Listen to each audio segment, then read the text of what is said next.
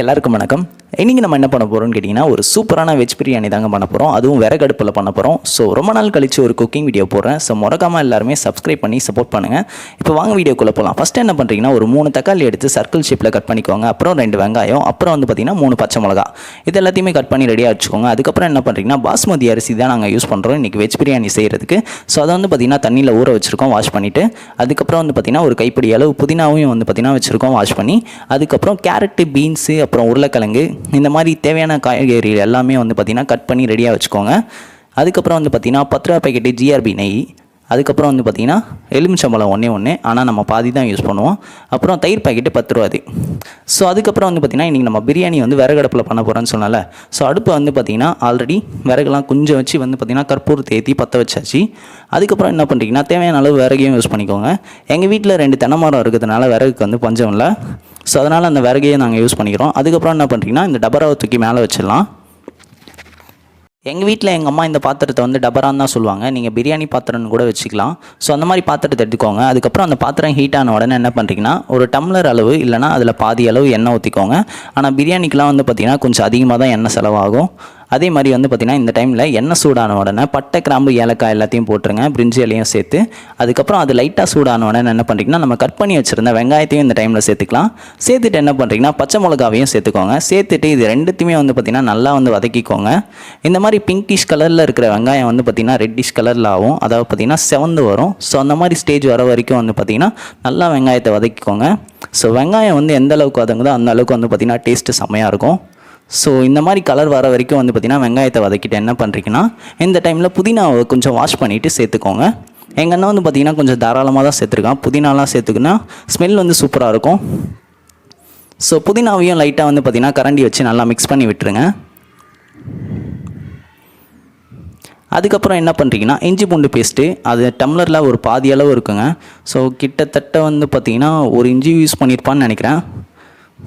So இஞ்சி பூண்டு paste வந்து பார்த்திங்கன்னா பச்சை வாசனை போகிற வரைக்கும் நல்லா வந்து வதக்கணும். நம்ம அடுப்பில் செய்கிறதுனால சும்மா சீக்கிரமாக வந்து பார்த்திங்கன்னா ரெடி ஆகிடும். அதாவது தீ கொஞ்சம் ஓவராக இருக்கிறதுனால சீக்கிரமாக வந்து வதங்கிடும். இதுவே நீங்கள் கேஸ் ஸ்டவ்வில் செய்கிறீங்கன்னா அதுக்கேற்ற மாதிரி வந்து டைம் ஆகுங்க. ஸோ தக்காளியை சேர்த்துட்டு என்ன பண்ணுறீங்கன்னா தயிர் பாக்கெட்டை ஊற்றிடுங்க. தயிர் பாக்கெட்டில் பாதி தான் எங்கள் அண்ணன் யூஸ் பண்ணால், பாதி வந்து பச்சடிக்கு யூஸ் பண்ணலாம்னு சொல்லிட்டு வச்சுக்கிட்டான். அதுக்கப்புறம் என்ன பண்ணுறீங்கன்னா இந்த டைமில் தேவையான அளவு மசாலாலாம் ஆட் பண்ணணும். என்னென்ன மசாலாஸ்லாம் நம்ம யூஸ் பண்ணியிருக்கோன்னு பார்த்தீங்கன்னா பிரியாணி மசாலா, அதாவது கடையில் 10 ரூபா பாக்கெட்டில் விற்பாங்க பார்த்தீங்களா, ஸோ அந்த பாக்கெட் தான் நம்ம யூஸ் பண்ணியிருக்கோம். அதே மாதிரி கரம் மசாலா, அப்புறம் மல்லித்தூள், அப்புறம் காரத்துக்காக தனி மிளகாத்தூள், அதாவது கலரும் வரும் அது காரத்துக்காகவும். ஸோ மசாலாஸ்லாம் ஆட் பண்ணி நல்லா மிக்ஸ் பண்ணிவிட்டு பச்சை வாசனை போகிற வரைக்கும் வதக்கிட்டு அதுக்கப்புறம் என்ன பண்ணுறீங்கன்னா ஒரு அரை லெமன் மட்டும் யூஸ் பண்ணிக்கோங்க. கட் பண்ணி அதில் ஆட் பண்ணிவிட்டு தேவையான அளவு சால்ட்டையும் சேர்த்துக்கோங்க. சால்ட்டை சேர்த்துட்டு லைட்டாக வந்து பார்த்திங்கன்னா மிக்ஸ் பண்ணி விடுங்க. ஸோ லைட்டாக ஒரு கிண்டிட்டு அதுக்கப்புறம் என்ன பண்ணுறீங்கன்னா நம்ம வாஷ் பண்ணி கட் பண்ணி வச்சுருந்த வெஜிடபிள்ஸை தாங்க இந்த டைமில் ஆட் பண்ண போகிறோம். ஸோ கேரட்டு, பீன்ஸு, உருளைக்கிழங்கு இது எல்லாத்தையுமே ஆட் பண்ணிடலாம். உருளைக்கிழங்கு கொஞ்சம் நல்லா இருக்குன்றதுனால வந்து பார்த்திங்கன்னா எங்கள் அண்ணன் கொஞ்சம் எக்ஸ்ட்ராவே போட்டிருக்கான். ஸோ காய்கறியெல்லாம் ஆட் பண்ணிவிட்டு லைட்டாக மறுபடியும் ஒரு கிண்டிடுங்க. ஸோ இந்த மாதிரி மசாலாஸோட உருளைக்கிழங்கு, கேரட்டு, பீன்ஸ் எல்லாமே மெர்ஜ் ஆகிற மாதிரி நல்லா ஒரு கிண்டிட்டு அதுக்கப்புறம் என்ன பண்ணுறீங்கன்னா ஒரு மூடியை போட்டு மூடி விட்டுருங்க. ஸோ நம்ம ஆட் பண்ண வெஜிடபிள்ஸ் எல்லாமே வந்து பார்த்திங்கன்னா கொஞ்சம் குக் ஆகணும், அதாவது வேகணும். ஸோ அதனால் ஒரு 3 மினிட்ஸ்க்கு வந்து பார்த்திங்கன்னா இதை டிஸ்டர்ப் பண்ணாதீங்க. ஸோ ஒரு 3 நிமிஷம் கழித்து என்ன பண்ணுறீங்கன்னா அந்த மூடியை ஓப்பன் பண்ணி பார்த்தீங்கன்னா கொஞ்சம் வந்து பார்த்திங்கன்னா காய்கறிலாம் நல்லா வந்து வெந்திருக்கும். ஸோ இந்த மாதிரி ஸ்டேஜ் வரப்போ என்ன பண்ணுறீங்கன்னா கரண்டி வச்சு லைட்டாக வந்து மிக்ஸ் பண்ணி விடுங்க. முக்கியமாக வந்து பார்த்திங்கன்னா அடுப்பில் செய்கிறீங்கன்னா பக்கத்துலேருந்து பார்த்துக்கோங்க. அதுக்கப்புறம் என்ன பண்ணுறீங்கன்னா காய்கறிலாம் லைட்டாக வெந்த உடனே இந்த மாதிரி மீன் மேக்கர் கூட நீங்கள் யூஸ் பண்ணிக்கலாம். நாங்கள் வந்து பார்த்திங்கன்னா சின்னதாக இருக்கும் பார்த்தீங்களா, ஸோ அந்த மீன் மேக்கர் தான் நாங்கள் யூஸ் பண்ணோம். இதுவே நீங்கள் பெருசு கிடைச்சாலும் நீங்கள் யூஸ் பண்ணலாம், எது வேணாலும் நம்ம யூஸ் பண்ணிக்கலாங்க, அதெல்லாம் ஒரு மேட்ரு இல்லை. ஸோ அந்த மீன் மேக்கர்லாம் ஆட் பண்ணிவிட்டு இதே மாதிரி வந்து பார்த்திங்கன்னா நல்லா மிக்ஸ் பண்ணி விடுங்க. அதுக்கப்புறம் மறுபடியும் வந்து பார்த்திங்கன்னா மூடியை போட்டு மூடிடுங்க.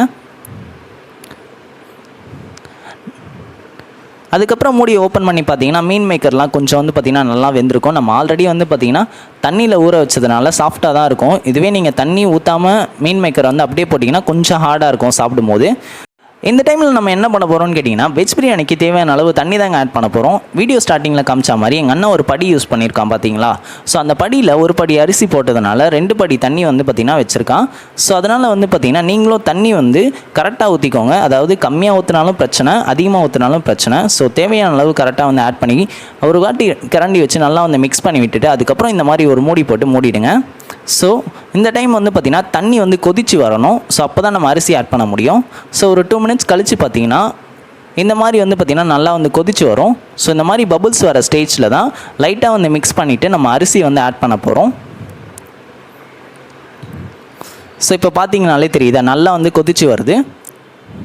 ஸோ இந்த மாதிரி வர ஸ்டேஜில் என்ன பண்ணுறீங்கன்னா நம்ம வாஷ் பண்ணி வச்சுருந்த பாஸ்மதி அரிசியை இப்போ நம்ம சேர்த்துக்கலாம். பாஸ்மதி அரிசி தான் சேர்க்கணும்னு இல்லை, உங்கள் வீட்டில் சாதாரணமாக அரிசி இருந்தால் கூட அதை கூட நம்ம போட்டு வந்து பார்த்திங்கன்னா சூப்பராக பிரிஞ்சு செய்யலாங்க.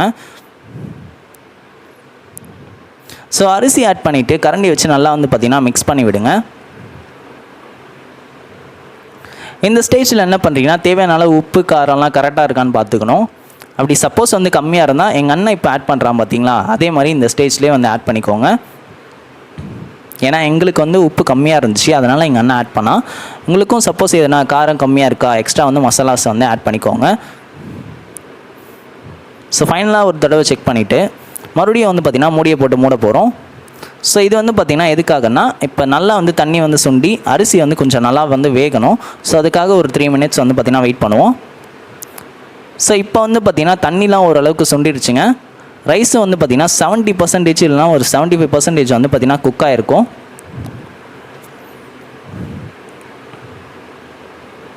ஸோ இந்த மாதிரி வந்து பார்த்திங்கன்னா கொஞ்சம் பொலன்னு இருக்குது பார்த்தீங்களா. ஸோ இந்த மாதிரி ஸ்டேஜ் வரப்போ இப்போ நம்ம தம் போட போகிறோங்க. ஸோ அதனால் மூடியை போட்டு மூடிடலாம். அடுப்பும் வந்து பார்த்திங்கன்னா நம்ம அடுப்பு கறி இருக்குல்ல, நம்ம யூஸ் பண்ண விறகோட, அதாவது அடுப்பு கறின்னு சொல்லுவாங்க. ஸோ அதை வந்து பார்த்திங்கன்னா ஒரு முரத்தில் அள்ளி எங்கள் அம்மா வந்து பார்த்திங்கன்னா அந்த மூடி மேலே வந்து போட்டுட்டாங்க. ஸோ இந்த மாதிரி தான் தம் போடுவாங்க. நீங்கள் கேஸ் ஸ்டவ்லலாம் ட்ரை பண்ணாதீங்க. ஸோ இந்த மாதிரி வந்து பார்த்திங்கன்னா ஃபுல்லாக அந்த அடுப்பு கறியை போட்டு கவர் பண்ணிவிட்டு அதுக்கப்புறம் வந்து பார்த்திங்கன்னா எங்கள் அண்ணன் மேலே ஒரு செங்கல் வச்சான். எதுக்காக அந்த மாதிரி வந்து செங்கல்லாம் வச்சான்னு பார்த்தீங்கன்னா அந்த ஹீட் வந்து வெளியே போகக்கூடாதுன்னு சொன்னால். ஸோ ஒரு 15 மினிட்ஸ்க்கு வந்து பார்த்திங்கன்னா இந்த மாதிரி தம் போட்டு வச்சுருங்க.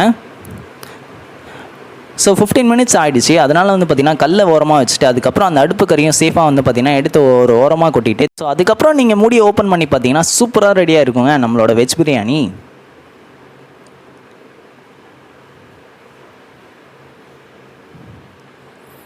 நம்மளோட வெஜ் பிரியாணி வந்து பார்த்திங்கன்னா கலர் வைஸு சூப்பராக வந்திருக்கு. ரைஸும் வந்து பார்த்திங்கன்னா சூப்பராக வெந்திருக்கோங்க. ஸோ இந்த மாதிரி ஸ்டேஜில் என்ன பண்ணுறீங்கன்னா மூடியை திறந்தவொடனே அந்த ஹீட்டு போகிறதுக்குள்ளேயே நெய் கொஞ்சம் ஊற்றிக்கலாங்க. எங்கள் அண்ணன் வந்து பார்த்திங்கன்னா 10 ரூபா பேக்கெட் நெய்யில் பாதி ஊற்றிருக்கான். ஸோ அதை வந்து பார்த்திங்கன்னா ஆட் பண்ணிவிட்டு அதுக்கு மேலே வந்து பார்த்திங்கன்னா வாஷ் பண்ணி வச்ச புதினா கொத்தமல்லி கூட சேர்த்துக்கலாங்க. இல்லைனா முந்திரி பருப்பு இருந்தால் முந்திரி பருப்பு கூட வறுத்து சேர்த்துக்கலாம். ஸோ அதெல்லாம் போட்டிங்கன்னா இன்னும் சூப்பராக இருக்கும். எங்கள் வீட்டில் ஸ்டாக் இல்லை, அதனால் நாங்கள் ஆட் பண்ணல. ஸோ அதெல்லாம் சேர்த்துட்டு என்ன பண்ணுறீங்கன்னா ஒரு கரண்டியை வச்சு சாப்பாடு வந்து உடையாமல், அதாவது ரைஸ் வந்து பார்த்திங்கன்னா உடையாமல் நல்லா வந்து பார்த்திங்கன்னா கிண்டி விடுங்க.